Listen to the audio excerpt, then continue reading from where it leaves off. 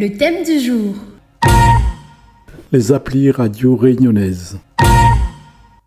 Le sujet du jour, c'est la radio, les radios réunionnaises. Manuel, je te donnerai la parole seulement en deuxième partie de notre réunion. Pas de problème. Voilà, comme ça tu parleras des solutions plutôt. Là, on va aborder plutôt les problèmes rencontrés et après le quotidien des déficients visuels réunionnais avec la radio. Soline, écoute la radio? C'est un peu sur Internet, quoi. En tout cas, si moi j'ai besoin d'écouter une radio, m'écoute sur Internet. Directement sur les sites de la radio? Non, pas sur le site de la radio. Je vais écouter Freedom, comme ça, je tape sur Google. Sinon, souvent, c'est sur une application, une radio ou bien simple radio. Soit il met un lien sur mon bureau pour aller directement sur la radio. Freedom 2, parce que j'ai pas dans TuneIn Radio, dans les applications, que ce soit des applications sur l'iPhone ou simple radio ou d'autres, j'ai pas Freedom 2. Donc ça j'écoute en tapant Freedom 2 dans Google et après j'arrive sur un site et j'essaye de mettre le lien et si ça fonctionne pas, je cherche un autre site. Et ça c'est pour Freedom 2, sinon souvent j'écoute les radios sur une application. Tu n'as pas de soucis du tout pour accéder aux radios? J'arrive quand même à accéder. À une époque, j'écoutais une radio de Saint-Philippe qui existe depuis 2000, je crois, qui s'appelle Sunlight FM. C'est une radio qui est sauvage, mais j'arrive plus à accéder. Et est-ce qu'on peut écouter Freedom 2 sur le site de Freedom ou... Oui. Ah, d'accord. Ouais. Thierry voulait parler, on va lui donner la parole. Ce week-end, Soline m'a appris à aller sur Simple Radio. Elle m'a appris comment faire. Ouais. Jean-Philippe. J'ai sur mon téléphone l'application La Première, qui est très accessible. Radio qui est bien, c'est aussi accessible pour nous. Radio FR. Après, en passant par Facebook sur RTL, on peut aller RTL par Facebook aussi. Oui. Sinon, radio aussi sur Google Home. Google Home, le haut-parleur connecté. Oui, On va passer par Nicolas. Alors, Nicolas, il a... C'est pas moteur de bonne radio, N par N, comme ça sur le site. Mais après, après te mettre, ou bien te télécharge les applications, mais il y en a une qui regroupe pas mal, il s'appelle Radio Réunion, là. Hein. Et là, on en a pas mal de radios. Au départ, elle était un peu plus accessible, mais après, ils trouvent toujours bonnes astuces pour aller dedans. Toutes bonnes radios rayonnées, enfin, la plupart, hein, un beau paquet. Même Freedom 2, on a toutes. Radio Réunion, justement, il devait être ici avec nous aujourd'hui, ce matin. Donc, ils nous ont envoyé un messenger qui dit ceci. Mais il est vrai que notre application ne prend pas en compte les personnes aveugles et malvoyantes. J'en prends note pour étudier les problèmes et de trouver une solution. Donc, si vous avez une note ou un rapport pour nous remonter les idées et des solutions, nous sommes preneurs. Nous n'avons pas assez de temps pour développer notre application. Du coup, les mises à jour n'arrivent pas souvent. Voilà. Par contre, ils sont à l'écoute. Voilà pour Radio Réunion. Dominique avec nous? Alors oui, moi j'utilise Simple Radio. Il y a une autre application, c'est Radio France. Bon, sur Radio France, il y a un peu de tout. Hein. Il y a radio locale et puis nationale. On ne trouve pas tout, quoi. Et puis comme il n'y a pas tout, je complétais avec Simple Radio. Et donc tu rencontres peu de problèmes? Non, c'est accessible. On va donner la parole à Alix. Moi, j'utilise souvent TuneIn Radio parce que je trouvais pour moi elle était le mieux. Mais là, comme Nicolas avait dit l'autre fois, Radio Réunion, à part, tu vois, je trouvais bien aussi. On va donner la parole à Bénoise Chantal. Oui, moi j'utilise plutôt TuneIn Radio parce que j'écoute plus en fait les podcasts. Richard, je suis là.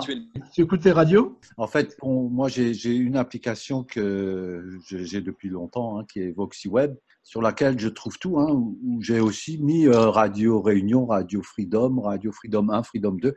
Tout ça, c'est sur mon application VoxyWeb. Avec VoxyWeb, on peut les mettre même en favoris, donc on a tout de suite la radio qu'on veut. Et moi, je suis plus dans les podcasts de radio aussi. C'est surtout ça que j'utilise énormément. Suite au problème radio, il y a d'autres solutions qui existent. Et là, on va donner la parole à Manuel Pereira, qui est à TAM. Manuel? Donc moi, je travaille au CERTAM, vous connaissez peut-être, qui est un département de l'association Valentin Huy à Paris, que je dirige depuis 2016. Et en fait, dans le cadre de mon travail, j'accompagne également Philippe Léon sur le projet du localisateur que vous connaissez, je pense. Ah oui. L'intérêt de cette application, donc, c'est qu'elle est multi-usage. Vous avez plein de choses dedans. Donc, l'application PC qui existe, que vous connaissez depuis longtemps. On a une application qui tourne sous Android aussi maintenant, depuis un an ou deux. Et la dernière nouveauté, c'est qu'on a réécrit complètement l'application pour iOS. On l'a écrit nativement, donc elle est vraiment en Swift, ce qui est le code utilisé par Apple pour ses applications.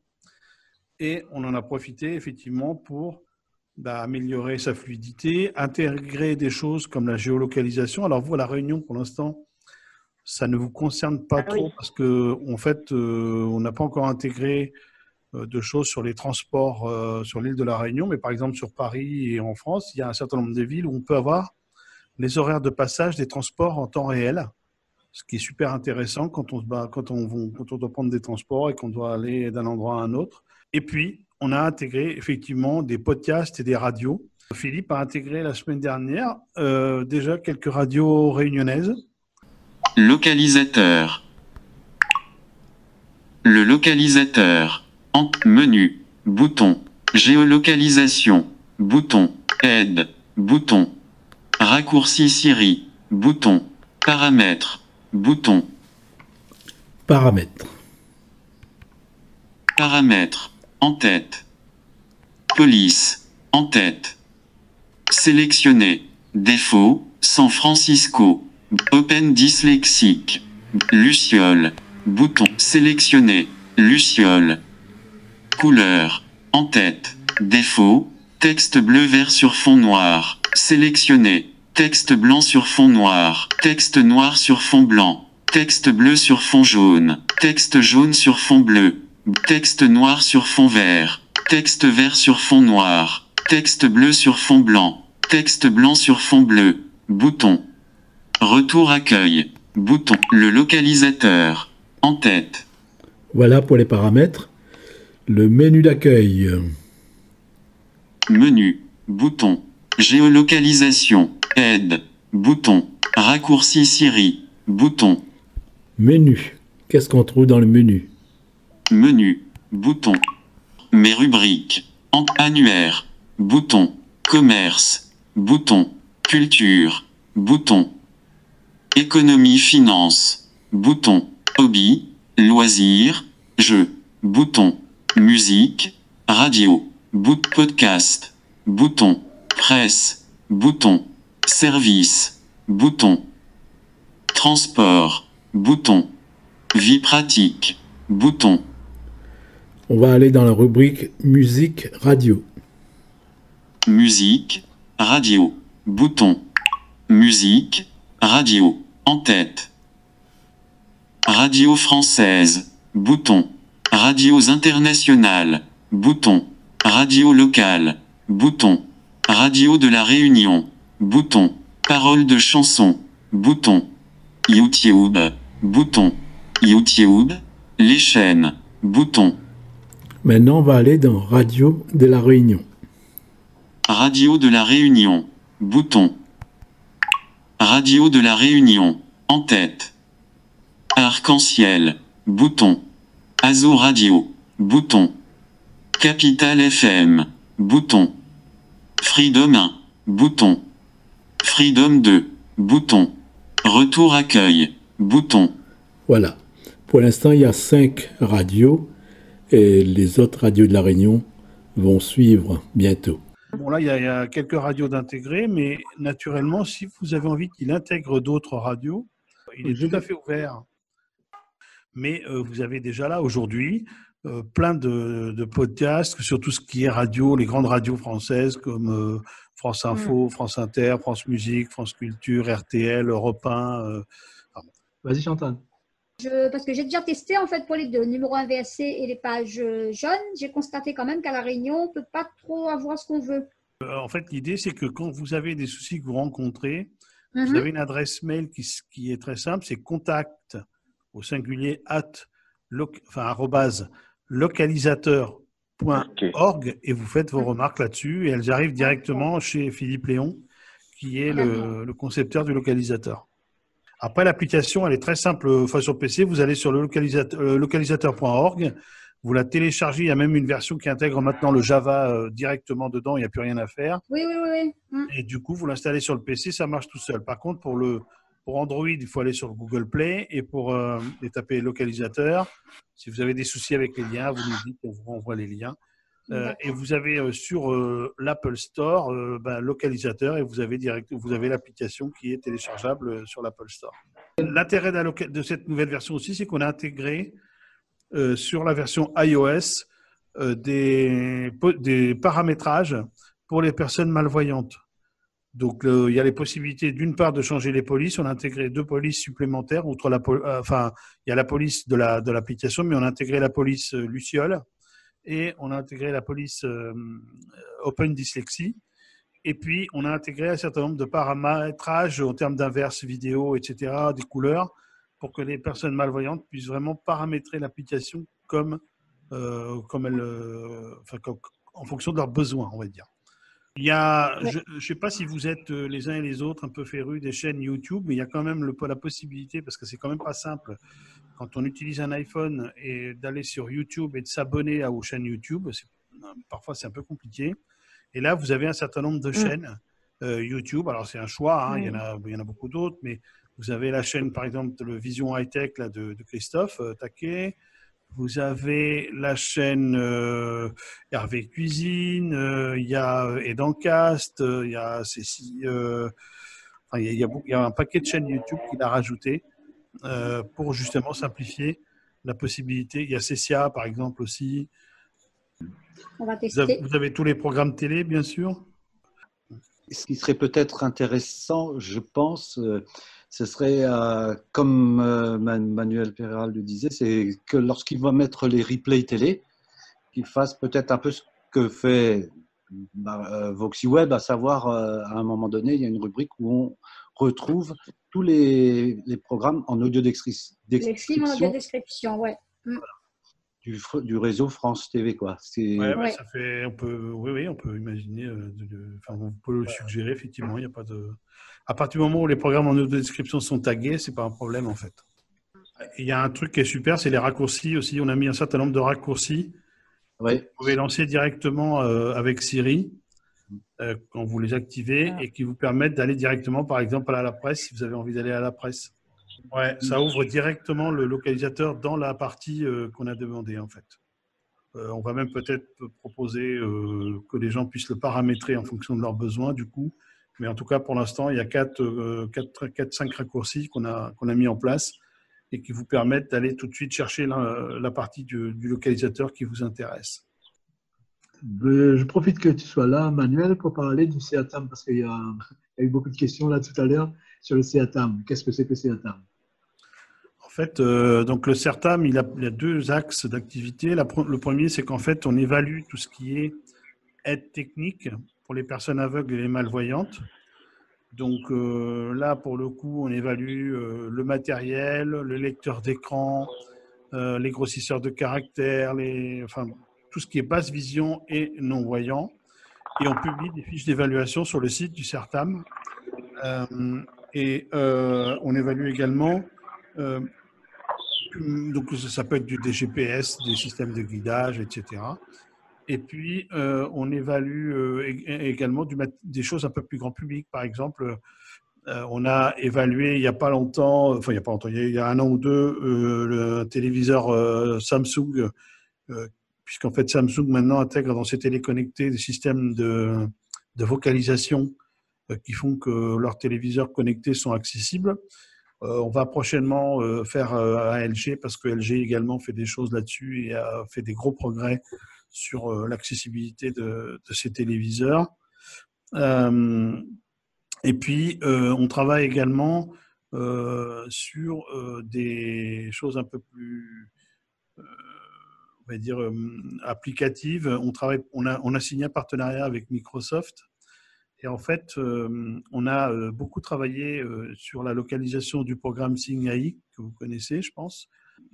Il y a une mise à jour qui devait sortir, mais avec le confinement et le coronavirus, du coup, il y a eu un peu de retard, mais il y a une version qui va sortir qui va réintégrer dans Seeing AI la possibilité de faire de la reconnaissance d'écriture manuscrite, parce que ça a été supprimé, on ne sait pas trop pourquoi, mais ça va revenir. Et puis là, je vous annonce aussi que Microsoft va sortir d'ici quelques jours, c'est imminent, une application qui s'appelle Soundscape, qui permet d'avoir, quand on se promène, une description de l'environnement dans lequel on se trouve, avec une restitution qui est une restitution spatiale. Alors ça marche très bien, par exemple, avec les lunettes connectées Bose Frame. Et en fait, si vous avez un commerce qui est, je ne sais pas, devant vous plutôt à gauche, et bien vous entendrez le nom du commerce devant vous plutôt à gauche. Donc ça vous spatialise en fait ce que vous avez autour de vous. Alors c'est essentiellement axé commerce, pharmacie, etc. pour l'instant, mais ça va évoluer. Et on a même la possibilité de poser des marqueurs pour pouvoir revenir à l'endroit où on a posé le marqueur avec une aide sonore spatialisée aussi pour pouvoir se repérer. Donc c'est une grosse, pour moi, on ouvre une nouvelle ère là sur le guidage pour les personnes déficientes visuelles. C'est le début, mais c'est quand même quelque chose qui, à mon avis, va marquer les esprits, parce que c'est pas mal de nouveautés. Alors là, c'est de l'extérieur. Je pense qu'un jour ou l'autre, on arrivera aussi sur de l'indoor, hein, mais l'application sort normalement d'ici la fin de la semaine. Enfin, normalement, c'est prévu pour le 23 juin. Et elle est gratuite, comme Seeing AI. Donc, si vous avez la possibilité, testez-la, regardez. Ça vaut le coup de tester ça. Et puis, le deuxième axe de nos travaux, à part les évaluations, c'est qu'on travaille beaucoup sur tout ce qui concerne l'accessibilité des sites web et des applications mobiles. Où là, comme vous savez, c'est très compliqué. On a très peu de sites accessibles et des applications mobiles, il n'y en a pas non plus un grand nombre qui sont accessibles. Et donc, on essaye de travailler, de sensibiliser, d'accompagner les acteurs de ce secteur-là, de ces secteurs, pour qu'ils prennent en compte les besoins des personnes déficientes visuelles quand ils conçoivent leur site web ou leurs applications mobiles. Alors, c'est un peu ingrat comme tâche parce que c'est long, ça demande du temps, mais on essaye, en tout cas, de prêcher un peu la bonne parole à ce niveau-là pour que les choses changent. On va tester un système de code barre aussi qui a été inventé par des Espagnols qui s'appelle Navilens, qui a obtenu pas mal de prix d'ailleurs. Donc c'est des choses sur lesquelles on va travailler d'ici quelques mois, je pense. Mais là, on a testé un système qui s'appelle Right Here, qui est un système qui a été développé par une boîte israélienne avec une application mobile plus des balises beacon. Et en tout cas, en l'état actuel, on n'est pas vraiment convaincu par le système parce que c'est pas assez fiable. Après, je sais que Microsoft travaille très fort sur une solution de guidage intérieur. C'est des choses qui sont dans les tuyaux et sur lesquelles ils travaillent vraiment intensément. On ne sait pas quand est-ce qu'on aura une première mouture de l'application, mais en tout cas, ils s'intéressent de très près au sujet. Et j'ai envie de dire que si des mastodontes comme Microsoft, ou pourquoi pas Google peut-être un jour aussi, je ne sais pas, se penchent sur ces solutions-là, il y a fort à parier que du coup, derrière les autres structures, ça soit très compliqué pour elles. Donc, pour accéder au site du CIRTAM, vous allez sur la page d'accueil de la VH et vous allez vous chercher CIRTAM, c'est plus simple, et vous cliquez dessus, vous allez tomber sur le site du CIRTAM. Sachant que le site va être totalement refondu d'ici la fin de l'année, et on vous réserve de très belles surprises, à la fois sur le contenu, mais aussi sur les fonctionnalités, parce qu'on veut vraiment faire quelque chose qui change un peu là. Et on a vraiment à cœur de sortir un site qui soit aussi un outil pour nous permettre de mener de vraies campagnes d'évaluation de l'accessibilité des sites web et des applications mobiles. Donc, il y aura un outil dans le site qui nous permettra de vous impliquer les uns et les autres pour que vous nous aidiez. Parce que ça manque. Ah oui.